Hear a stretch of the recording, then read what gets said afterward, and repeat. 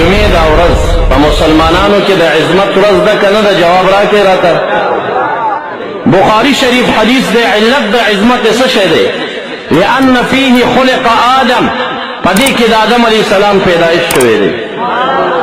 د جمعې د ورځې د عظمت بنیادی علت د حضرت آدم علیه السلام پیدایش دی.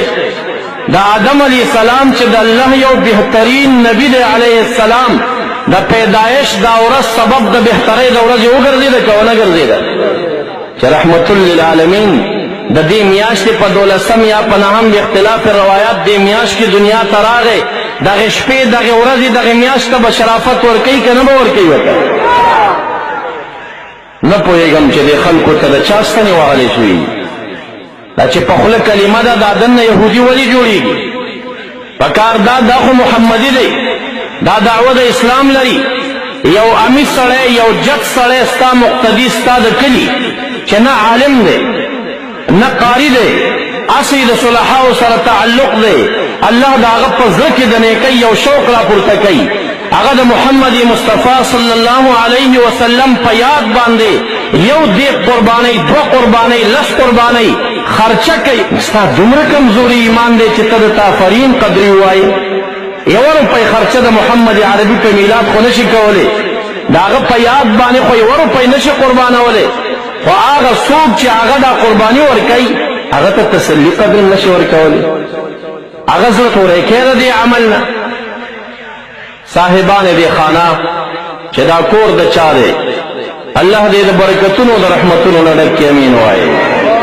تاسو لږ بغیر د علم او شریعت یو طرف ته کېږدئ، د عقل نه لږ کار واخلئ. دیګونه یې بندې کړي دي، علما او صلحا یې راجمع کړي دي، د قرآن عظیم الشان تلاوت ابتدا کې شوی دی، ناتخواني ذکر ورپسې شوی ده، د علماو بیان اوس شروع دی، په آخر کې صدقات تقسیمیږي. په دې کې ناروا کوم عمل شوی دی هغه دې مونږ ته راپه کې شته ورکې ناروا عمل د ډېرو نیکیو مجموعه چې په یو ځای کې راغونډه شي نو دا بدعت جوړېږي. بیا دې عوامو ته تسلي ورکول پکار دي، د وخت علماو ته پکار دي داسې جامعو ته نه نوځي، نه چې علما عوام ځان نه زور تورېږي، دا عوام دي دې کې به ضرور کمزورۍ وي. مولانا صرف ستا دعوه د شیخ خط ده، راننوځه دې مجلس ته کښېنه چې کې کمزوري هغه ته دفع کړه، ستا دا وظیفه ده. د رحمت للعالمین دا کردار نه دی چې هغه د خلکو نه تښتي او پټېږي او اصلاح نه کوي. دعوه د وراثت ده چې زه د رسول الله وارث یم، چې د رسول الله وارث هغه په هر ځای کې بدکاري ختمه کړې ده، نیککاري راوستې ده. چې د رسول الله مبارک وارث راشه دې مجلس کې خلاف شریعت کار مونږ ته توخایا چې دې وښوده ته به اول اعلان کې زه به ستا سره ودرېږم ملا په ملا باندې. تا دعوه د حنفیت ده، زما دعوه د حنفیت ده، ستا دعوه د اهل سنت ده، زما دعوه د اهل سنت ده. نه تا د وهابیت جنډه اوچته کړې، نه ما د وهابیت جنډه اوچته کړې، بیا مخالفت د کومې مسلې دی په منځ کې؟